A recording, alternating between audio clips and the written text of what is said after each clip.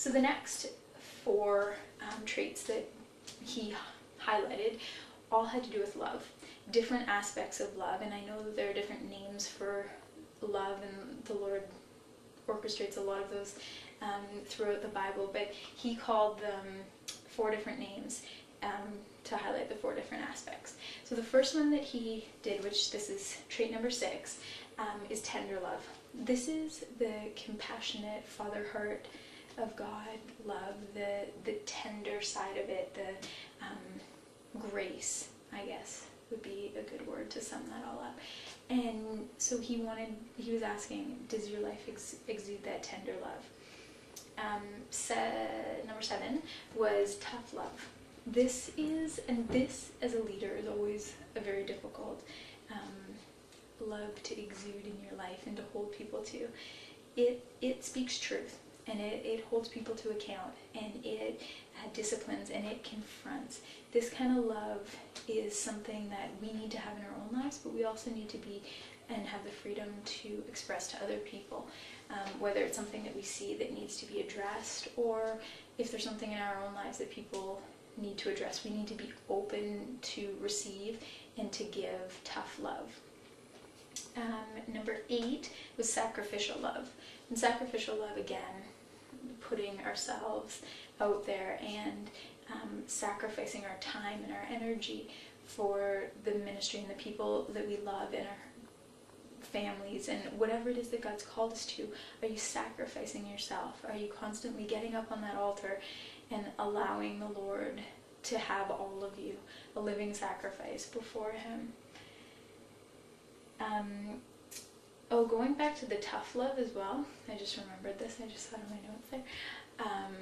It is a hard thing to do, and I think being a parent, I have experienced more than ever before this kind of love, because I don't know who said that people were born inherently good, because I have a 3-year-old, and I am telling you, this child, I don't know what happened to him. I don't know how he can be so in need of tough love at such a young age. He's definitely not inherently good. I love him to death, but his humanity comes out in the day-to-day occurrences that we have to discipline each day.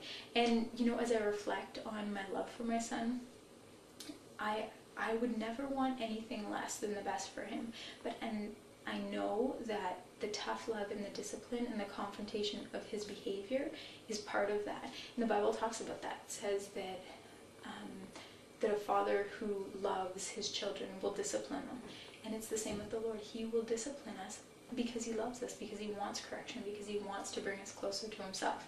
So, sorry I missed that, but I really wanted to throw that in, that as a parent, it's easy to see how God can want to correct us and want to bring us into a place where we're maybe a little bit uncomfortable, but for the end result of being corrected and then our behavior changed so that we can draw closer to Him and bring more glory and honor to His name. Okay, so then 8 was sacrificial love. 9 is radical love. And as a leader, are you exuding radical love?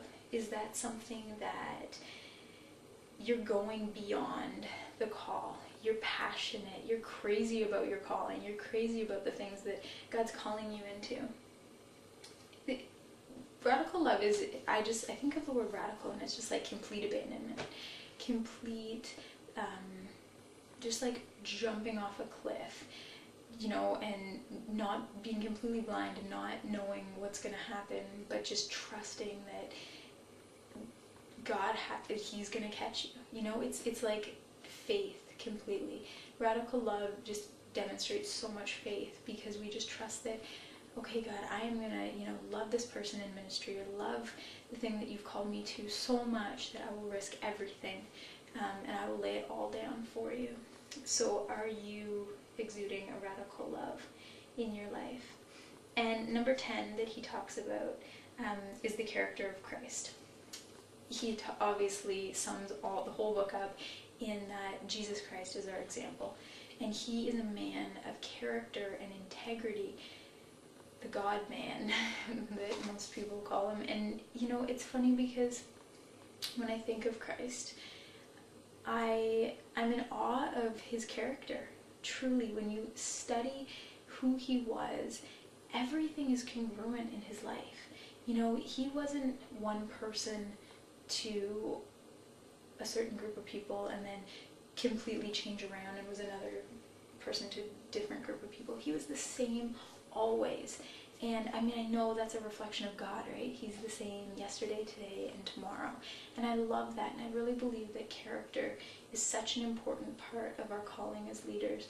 And it's something that you can't easily earn, and when it's lost, it's extremely hard to get back. I mean, I'm sure we've all seen Christian leaders who have fallen and compromised their integrity and their character, and it's one thing that takes years and years and years to build, especially if you're quite a popular figure in the public eye or in the Christian circles. It's one of those things that you can't get back.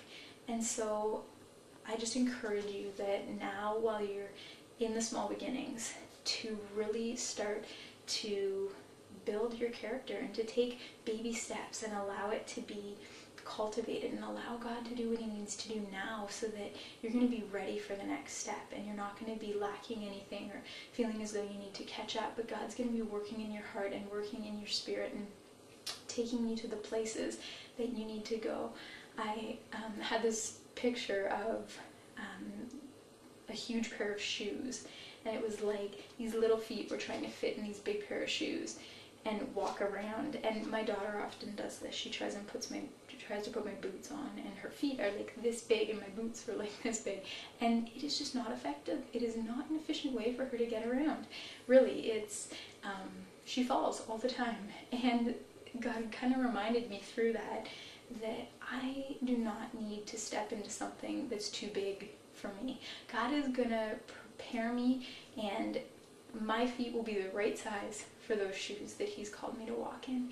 And I look at even my kids now, how, you know, they had tiny little shoes, and as their feet grow, we get bigger shoes for them, and bigger, and until they fit their shoe size every year, and eventually your feet stop growing. Not saying that your calling stops growing, but eventually you're able to walk in these huge shoes, even though you started off really tiny. It's that process of going through and mastering, you know, the areas that God's calling you to, and eventually you are going to be fitting perfectly into that shoe of ministry or whatever it is that he's placed before you. So integrity and character, I would say, are the two threads that tie this book up, and I would highly encourage you to read it and really take to heart the things that God is speaking through it. And Bill Hybels just has a lot of wisdom, a lot of experience and perspective that changed my life, really shook my paradigms and my own personal thinking. So thank you for listening to this, and yeah, I wish you guys all the best. It has been a blast. Take care.